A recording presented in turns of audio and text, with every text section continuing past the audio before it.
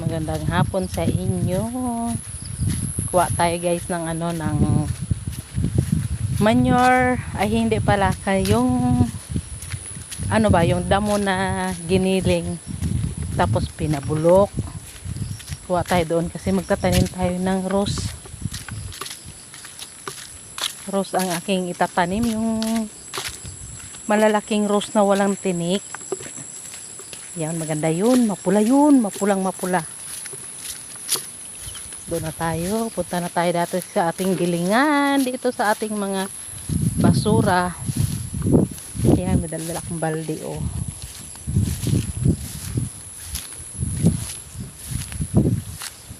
Yan, dito na ako.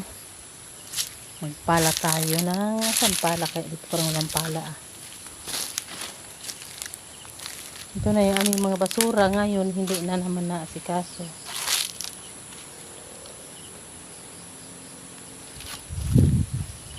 Walang mga amurong. Dito dati guys, maraming amurong. Yan.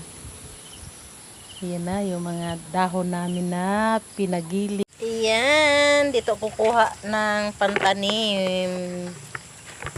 Ano ba to? Ano ka ba dyan? Dito ako magkuha kasi bulok na. Iyak, ang daming uod na malalaki. Mga guys. Ayan, oh. Ito na siya, oh. Maganda na siya.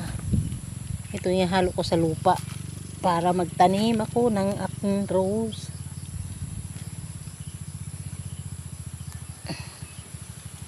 Iyak, ang laki ng uod.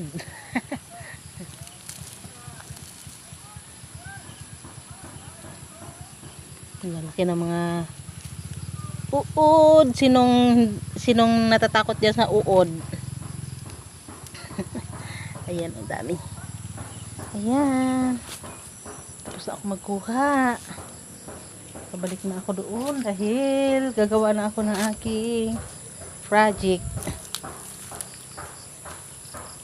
Yan ang aming composter. Yan.